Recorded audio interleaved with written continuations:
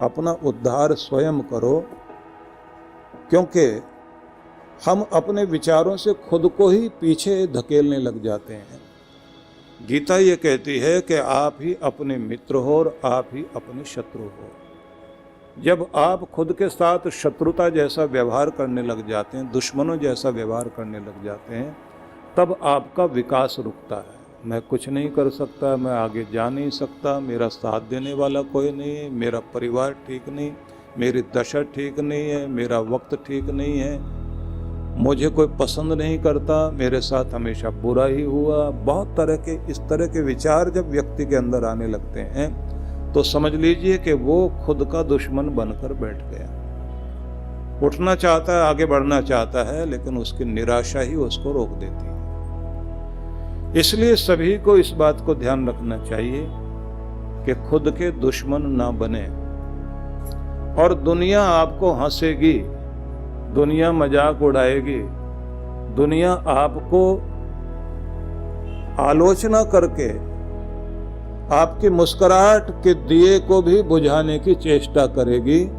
लेकिन जो आदमी प्रत्येक तरह की विषमताओं के बीच भी हिम्मत से खड़ा रहता है, मुस्कुराता रहता है, किसी बात से न डरता न घबराता, दुनिया में राज करने का और सिर उठाकर जीने का हक उसे मिला करता है। तो वो शक्ति आपको अपने अंदर खुद पैदा करनी होती है। गीता में इस बात को बहुत बल दिया गया है। कभी भी अपने आप को दीनहीन मत बनाओ, और अगर कभी दीनता हीनता के विचार आए तो खुद को खुद समझाओ। माँ बाप की भी बड़ी भारी जिम्मेदारी होती है। जिम्मेदारी होती है कि अपने बच्चों को वो प्रेरणा दें जिससे बच्चे डरपोक न बने। भारत देश भरत के नाम से भी जाना जाता है। शकुंतला का बेटा महाराजा बना, लेकिन जब छोटा था तो शेर के बच्चों के दांत गिन करके खेला करता था। और शेरनी अगर उसके बच्चे के पास कोई आ जाए तो फाड़ के खा जाती है। आप सोचिए कि क्या बहादुरी रही होगी। मुझे छत्रपति शिवाजी का उदाहरण याद आता है। छोटे थे तो शिवाजी के जो पिताजी थे वो आदिल शाह के दरबार में मनसबदार होते थे, और शिवाजी जो है छोटे थे। तो जीजाबाई पति के साथ वहां नहीं रहती थी, अपने बेटे को अपने साथ अलग लेकर रहने लगी। जब पति आए और आकर बोले कि इसको उधर भेजो, मेरे साथ आई, तो क्या कहती थी कि मैं अपने बेटे को वहां नहीं ले जाऊंगा, वहां ये कॉर्निश करना सीखेगा। मतलब गुलामी की आदत पड़ जाएगी, झुकने की आदत पड़ जाएगी। उनके सामने ये झुक झुक करके अगर अभी से बैठने लग गया, सिर झुकाने लगा उनके आगे, तो कभी सिर उठा के खड़ा नहीं हो सकेगा। ये दुनिया में अत्याचारी और गुलाम बनाने वालों को गुलाम बनाने के लिए आया है, उनके सामने तनकर खड़े होने के लिए आया है। मैं अपने बेटे को वीर बनाना चाहती हूँ, मैं उसको कायर नहीं बनाना चाहती। नौकर जैसा व्यवहार नहीं करना चाहिए मेरा बच्चा, मैं यहां रखूंगी उसको। मां का प्रभाव था ना, मां ने पहले ही ऐसा सिखाना शुरू किया कि ये गुलामी वाली आदत नहीं डाल लेना अपने अंदर। पिता ने बोला भी कि मैं वहां हूं तो मैं अच्छे ओहदे पर हूं, शान से रहता हूं। उन्होंने कहा लेकिन मैं अपने बेटे को कुछ अलग रूप में देखना चाहती हूँ। माता पिता जब अपने बच्चों को संस्कार देते हैं ना और घर का वातावरण बनाते हैं, उनके अंदर वीरता जागती है। राजा रणजीत सिंह का उदाहरण याद कीजिए। अपने पिता के साथ एक जोहरी के दुकान में गए थे वो, और एक हीरा पसंद कर लिया। बच्चे ने हीरा उठा के हाथ में लिया, पिता ने रखवा दिया, रखो यहीं, इतना छोटा हीरा पहनने के लिए तू नहीं आया। एक दिन वो स्थिति आनी चाहिए कि कोहिनूर तेरी पगड़ी में सजना चाहिए, पूरी दुनिया देख सके कि ये रणजीत सिंह है। और उसने किया,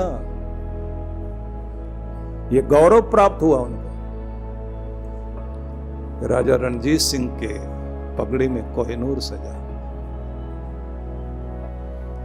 मां बाप अगर बच्चे के अंदर संस्कार देंगे, जिम्मेदारी बहुत होती है, इसलिए गीता घर में होनी चाहिए। गीता की शक्ति होनी चाहिए आपके घर में। हमारे देश में कोर्ट में गीता पर हाथ रखकर कसम खाने की परंपरा रही है, अब थोड़े टाइम से बंद कर दी गई है। बंद क्या, अपनी मर्जी। लेकिन आपसे निवेदन करना चाहता हूं, जिस ग्रंथ को देखकर सिर झुकाया जा सकता है और जिसको देखकर कसम खाई जा सकती है, उसके आगे माथा झुकाने के साथ साथ कोशिश कीजिए वो माथे में भी बैठे। क्योंकि हम अपने ग्रंथों के प्रति अपना आदर तो व्यक्त करें, लेकिन ग्रंथ में जो संदेश है जब वो दिल में उतरता है तो फिर जिंदगी बनती है, तब जीवन कुछ अद्भुत होता है। तो वेदों में यह कहा गया है, अनुव्रतः पितु पुत्रो मात्रा भवति सम्मनः जाया पत्ते मधुमतीम वाचम वत्तु शांति। तुम्हारा घर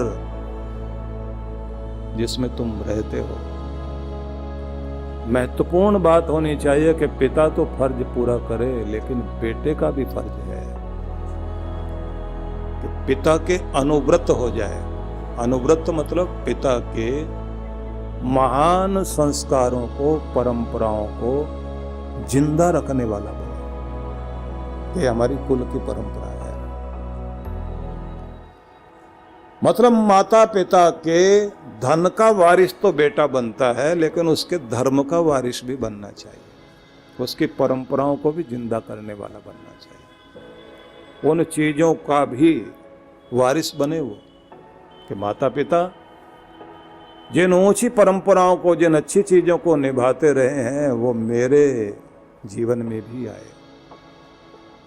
और देखिए कि हमारे स्कूल कॉलेजों में तो केवल वो कोर्स पूरा करा दिया जाता है, क्योंकि प्रोफेसर या स्कूल टीचर उसकी तो कोशिश यही रहती है कि हम बस अपना कोर्स पूरा कराएं। संस्कार देने का काम कौन करेगा? मोरल एजुकेशन कौन देगा? नैतिकता कौन सिखाएगा? बड़ों का आदर करना कौन सिखाएगा? ये जिम्मेदारी माता पिता की है। घर में ट्यूटर रख देने से बात नहीं बनेगी। किराए का ट्यूटर आएगा, वो आपके बच्चे को कोई संस्कार नहीं देगा। और किराए का ट्यूटर रखो या किराए का प्रीचर रखो, बात नहीं बनेगी। बात तो आपसे बनेगी। आपके भी भाषण से बच्चे नहीं सीखते, आपको देखकर बच्चे सीखते। आपके घर का वातावरण बच्चे को सिखाता है। इसलिए अगर आप ये चाहते हैं कि आपके बच्चे बड़ों का आदर करें, तो कोशिश कीजिए कि आप घर के अंदर वो आदर देने वाली परंपरा होनी चाहिए। और सबसे बड़ी बात तो ये, कोई मिलने भी आ जाए तो जैसे अदब से उसका स्वागत करें और अदब से उसे छोड़ने के लिए बाहर जाएं, तो बाहर छोड़ने के बाद उसके बारे में बुरी भली बात नहीं कहनी चाहिए। क्योंकि जैसे छोड़ के आते हैं, उसके बाद उसके बारे में कोई ना कोई रिमार्क जरूर दिया जाता है। बच्चे जो है बड़े हैरान होते हैं, अभी तो ये बहुत इज्जत मान कर रहे थे और इतनी देर में उसकी खाल उधेड़ने को लगे हुए हैं। बस इतनी बात से बहुत बड़ा फर्क पड़ता है। दूसरी बात ये ध्यान रखना कि पति पत्नी की लड़ाई हो जाए तो बच्चों को बीच में मत लाना कभी भी। और न कभी किसी पत्नी को कहना चाहिए, माँ को कहना चाहिए अपने बेटे को बुला के, देख रहे हो तुम्हारे फादर क्या कर रहे हैं, क्या व्यवहार कर रहे हैं। ना पिता कहे कि तुम अपनी माँ को समझाओ, ये क्या व्यवहार करती है, ये ऐसी है वैसी है।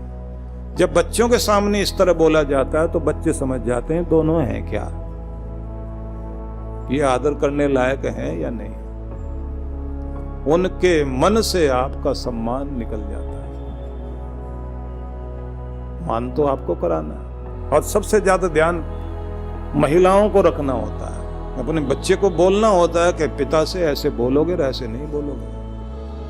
और अगर हमारी लड़ाई की बात करते तो हमारी कोई लड़ाई नहीं है, अपनी अपनी बात कहने का ढंग है हम लोगों का। अगर आप आदर कराएंगे पति का, बच्चे से कहेंगे कि पिता का के सामने कैसे बोलना है, और पिता कहे कि माँ के साथ ऐसे नहीं बोल सकते, ऐसे रहो। आप दोनों एक रहेंगे तो आपका बच्चा भी नेक रहेगा। इस बात को जरूर ध्यान में रखना।